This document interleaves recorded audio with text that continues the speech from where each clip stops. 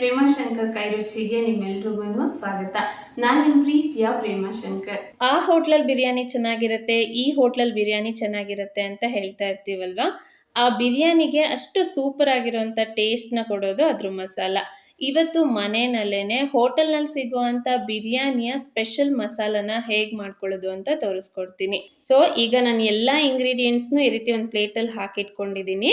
ಯಾವ್ದ್ಯಾವ್ದನ್ನ ಎಷ್ಟೆಷ್ಟು ತೊಗೊಂಡಿದ್ದೀನಿ ಅಂತ ಮೊದಲು ಹೇಳ್ಬಿಡ್ತೀನಿ. ನೀವು ಬೇಕಿದ್ರೆ ನೋಟ್ ಕೂಡ ಮಾಡ್ಕೋಬೋದು. ಇಲ್ಲಿ ನಾನು 3 ಚಮಚದಷ್ಟು ನಾರ್ಮಲ್ ಅಡುಗೆಗೆ ಯೂಸ್ ಮಾಡುವಂಥ ಜೀರಿಗೆ ತೊಗೊಂಡಿದ್ದೀನಿ. ಅದ್ರ ಜೊತೆ ಅರ್ಧ ಚಮಚದಷ್ಟು ಸೋಪಿನ ಕಾಳು ಅಥವಾ ಸೋಂಪು ಅಂತ ಕರಿತೀವಲ್ವ, ಅದನ್ನು ತೊಗೊಂಡಿದ್ದೀನಿ. ಹಾಗೆ 10 ಪಲಾವ್ ಎಲೆನ ತೊಗೊಂಡಿದ್ದೀನಿ. ಈ ಜೀರಿಗೆ ಜೊತೆಗೆ ಒಂದು ಸ್ವಲ್ಪ ಸಾಜೀರಿಗೆ ಅಂತ ಸಿಗುತ್ತೆ, ಅಂದರೆ ಚಿಕ್ಕದಾಗಿರುತ್ತೆ ಆ ಜೀರಿಗೆ. ಅದನ್ನು ಹಾಕಿದ್ರೂ ಕೂಡ ಬಿರಿಯಾನಿ ಮಸಾಲ ಟೇಸ್ಟ್ ತುಂಬಾ ಚೆನ್ನಾಗಿರುತ್ತೆ. ಈ 3 ಚಮಚ ಜೀರಿಗೆ ಜೊತೆ ಅದನ್ನು 2 ಚಮಚ ಕೂಡ ಹಾಕ್ಕೊಳ್ಳಿ. ಹಾಗೆಯೇ ಇಲ್ಲಿ ನಾನು ಅರ್ಧ ಮುಷ್ಟಿಯಷ್ಟು ಚಕ್ಕೆನ ತೊಗೊಂಡಿದ್ದೀನಿ. ಅಂದಾಜಿಗೆ 3 ರಿಂದ 4 ಇಂಚಿನಷ್ಟು ಅಂತ ಹೇಳ್ಬೋದು. ಇಲ್ಲಿ ನಿಮಗೆ ಅಳತೆ ನೋಡಿದ್ರೆ ಗೊತ್ತಾಗತ್ತೆ. ಹಾಗೆಯೇ ಇದ್ರ ಜೊತೆಗೆ 7 ದೊಡ್ಡ ಏಲಕ್ಕಿನ ತೊಗೊಂಡಿದ್ದೀನಿ. ಇದನ್ನು ಕಪ್ಪೆ ಏಲಕ್ಕಿ ಅಂತ ಕೂಡ ಕರೀತಾರೆ. ನಾರ್ಮಲ್ ಆಗಿ ಅಂಗಡಿಗಳಲ್ಲಿ ಕಪ್ಪೆ ಏಲಕ್ಕಿ ಅಥವಾ ದೊಡ್ಡ ಏಲಕ್ಕಿ ಕೊಡ್ರಿ ಅಂದರೆ ಕೊಡ್ತಾರೆ. ಸೊ ಬಿರಿಯಾನಿಗೆ ಇದು ಕೂಡ ಸೂಪರ್ ಟೇಸ್ಟ್ನ ಕೊಡುತ್ತೆ. ಜೊತೆಗೆ ಅರ್ಧ ಚಮಚದಷ್ಟು ಕಾಳು ಮೆಣಸನ್ನು ತೊಗೊಂಡಿದ್ದೀನಿ. ಹಾಗೆ ಇದ್ರ ಜೊತೆ ನಾರ್ಮಲ್ ಏಲಕ್ಕಿನ ಕೂಡ ತೊಗೊಂಡಿದ್ದೀನಿ. ದೊಡ್ಡ ಏಲಕ್ಕಿನ ಹಾಕಿದ್ರೂ ಕೂಡ ಈ ನಾರ್ಮಲ್ ಏಲಕ್ಕಿನ ಹಾಕಲೇಬೇಕು. ಅದನ್ನು ಹಾಕಿದ್ದೀವಿ ಅಂತ ಇದನ್ನು ಬಿಡಬಾರ್ದು. ಸೊ ದೊಡ್ಡ ಏಲಕ್ಕಿ ಜೊತೆ ನಾನು 10 ನಾರ್ಮಲ್ ಏಲಕ್ಕಿನ ತೊಗೊಂಡಿದ್ದೀನಿ. ಹಾಗೆ ಅರ್ಧ ಚಮಚದಷ್ಟು ಲವಂಗನ ಹಾಕ್ಕೊಂಡಿದ್ದೀನಿ. ಇದ್ರ ಜೊತೆಗೆ ಜಾಜಿಕಾಯಿನ ಇಲ್ಲಿ ಇಟ್ಕೊಂಡಿದ್ದೀನಿ. ಆದರೆ ಈ ಮಸಾಲ ರೆಡಿ ಮಾಡೋದಕ್ಕೆ ಪೂರ್ತಿ ಜಾಜಿಕಾಯಿ ಬೇಕಾಗೋದಿಲ್ಲ. ಇದನ್ನು ಕುಟ್ಟಿ ಅರ್ಧ ಮಾತ್ರ ನಾನು ಆಮೇಲೆ ತೊಗೊಳ್ತೀನಿ. ಹಾಗೆಯೇ 3 ರಿಂದ 4 ಅರಿಶಿನದ ಕೊಂಬನ್ನು ಇಲ್ಲಿ ಕುಟ್ಟಿ ತೊಗೊಂಡಿದ್ದೀನಿ. ರೆಡಿಮೇಡ್ ಅರಿಶಿನದ ಪುಡಿಗಿಂತ ಈ ರೀತಿ ಅಡುಗೆಗೆ ಕೊಂಬನ್ನು ಯೂಸ್ ಮಾಡಿದ್ರೆ ಅರಿಶಿನದ ಫ್ಲೇವರ್ ಚೆನ್ನಾಗಿರುತ್ತೆ. ಹಾಗೆಯೇ ಇಲ್ಲಿ ನಾನು 8 ಚಕ್ರ ಮೊಗ್ಗನ್ನು ತೊಗೊಂಡಿದ್ದೀನಿ. ಇದೆಲ್ಲದ್ರ ಜೊತೆ 3 ರಿಂದ 4 ಚಮಚದಷ್ಟು ಖಾರದ ಪುಡಿನ ಹಾಕ್ಕೊಂಡಿದ್ದೀನಿ. ಒಂದು ಸ್ವಲ್ಪ ಕಲರ್ ಚೆನ್ನಾಗಿರೋಂಥ ಖಾರದ ಪುಡಿನ ಉಪಯೋಗಿಸಿದ್ರೆ ಬಿರಿಯಾನಿ ಕಲರ್ ತುಂಬಾ ಚೆನ್ನಾಗಿ ಬರುತ್ತೆ. ಅದ್ರ ಜೊತೆಗೆ 4 ರಿಂದ 5 ಚಮಚದಷ್ಟು ಕೊತ್ತಂಬರಿ ಕಾಳು ಅಂದರೆ ಧನಿಯಾ ಕಾಳನ್ನು ತೊಗೊಂಡಿದ್ದೀನಿ. ಈಗ ಇದಿಷ್ಟು ಮಸಾಲನೂ ನಾವು ತೆಗೆದಿಟ್ಕೊಂಡಿದ್ದಾಯ್ತಲ್ವಾ, ಇದರಿಂದ ನಮಗೆ ಬೇಕಾಗಿರೋಂಥ ಬಿರಿಯಾನಿ ಮಸಾಲನ ಹೇಗೆ ರೆಡಿ ಮಾಡ್ಕೊಳ್ಳೋದು ಅಂತ ನೋಡೋಣ. ನಾನು ಈ ಪ್ಲೇಟಲ್ಲಿ ಇದ್ದಿದ್ದಂಥ ಜಾಜಿಕಾಯಿ ಮತ್ತು ನಾರ್ಮಲ್ ಏಲಕ್ಕಿ ಮತ್ತು ಪಲಾವ್ ಎಲೆ ಇದಿಷ್ಟನ್ನು ಸಪ್ರೇಟಾಗಿ ತೆಗೆದಿಟ್ಕೊಂಡು ಉಳಿದಿರೋ ಅಷ್ಟು ಮಸಾಲ ಇಂಗ್ರೀಡಿಯೆಂಟ್ಸನ್ನು ಈ ರೀತಿ ಬಾಣಲಿನಲ್ಲಿ ಹಾಕ್ಕೊಂಡು ಡ್ರೈ ರೋಸ್ಟ್ ಮಾಡ್ಕೊಳ್ತಾ ಇದ್ದೀನಿ.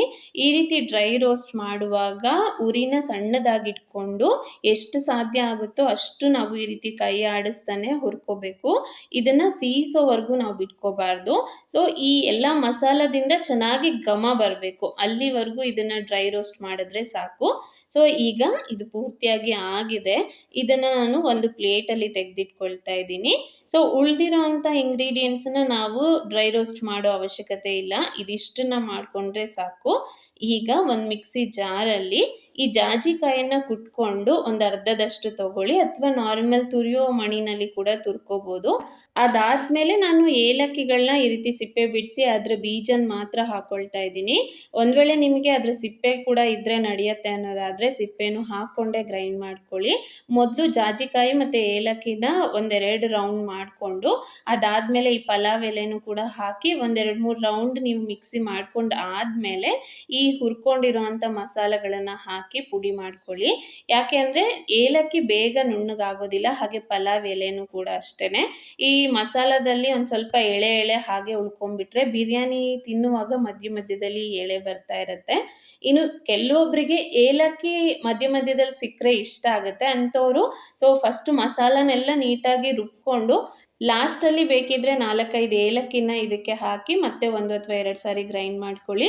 ಆಗ ಏಲಕ್ಕಿ ಪೂರ್ತಿ ಸಣ್ಣಗಾಗೋದಿಲ್ಲ, ಮಧ್ಯ ತಿನ್ನುವಾಗ ಸಿಗ್ತಾ ಇರುತ್ತೆ. ಇಷ್ಟಾದರೆ ನಮ್ಮ ಘಮ ಅಂತ ಇರೋವಂಥ ಬಿರಿಯಾನಿ ಮಸಾಲ ರೆಡಿ ಆಗುತ್ತೆ. ಸೊ ಈ ಮಸಾಲಾನ ಒಂದ್ಸರಿ ರೆಡಿ ಮಾಡಿ ಇಟ್ಕೊಂಡ್ರೆ ಅಟ್ಲೀಸ್ಟ್ ನೀವು 4 ರಿಂದ 5 ಸಾರಿ ಬಿರಿಯಾನಿನ ಆರಾಮಾಗಿ ಮಾಡ್ಕೋಬೋದು. ರುಚಿ ಮಾತ್ರ ಅದ್ಭುತವಾಗಿರುತ್ತೆ. ಸೊ ಒಂದ್ಸಲಿ ಈ ಮಸಾಲ ರೆಡಿ ಮಾಡ್ಕೊಂಡು ನೀವು ಬಿರಿಯಾನಿ ಮಾಡಿಕೊಂಡ್ರೆ ಮತ್ತೆ ಯಾವಾಗಪ್ಪ ಮಾಡ್ಕೊಂಡು ತಿಂತೀವಿ ಅನ್ನೋಷ್ಟು ಕ್ಯೂರಿಯಸ್ ಆಗಿರ್ತೀರ, ಅದಂತೂ ಖಂಡಿತ. ಐ ಹೋಪ್ ಇವತ್ತಿನ ಈ ರೆಸಿಪಿ ವಿಡಿಯೋ ನಿಮ್ಗೆ ಇಷ್ಟ ಆಗಿದೆ ಅಂತ ಅನ್ಕೊಳ್ತೀನಿ. ಇಷ್ಟ ಆಗಿದ್ರೆ ಮಿಸ್ ಮಾಡದೆ ವಿಡಿಯೋನ ಲೈಕ್ ಮಾಡಿ, ಇನ್ನು ನಿಮ್ಮ ಫ್ರೆಂಡ್ಸ್ ಮತ್ತೆ ಫ್ಯಾಮಿಲಿ ಮೆಂಬರ್ಸ್ ಜೊತೆಗೂ ಕೂಡ ಈ ವಿಡಿಯೋನ ಶೇರ್ ಮಾಡಿ. ಹಾಗೆ ನೀವು ಇದೇ ಫಸ್ಟ್ ಟೈಮ್ ಈ ಚಾನೆಲ್ ವಿಡಿಯೋ ನೋಡ್ತಾ ಇದ್ರೆ ಪ್ಲೀಸ್ ಚಾನೆಲ್ ಅನ್ನ ಸಬ್ಸ್ಕ್ರೈಬ್ ಮಾಡ್ಕೊಳ್ಳಿ. ಅದ್ರ ಪಕ್ಕದಲ್ಲಿರುವಂತ ಬೆಲ್ ಐಕಾನ್ ಕೂಡ ತಪ್ಪದೆ ಕ್ಲಿಕ್ ಮಾಡಿ.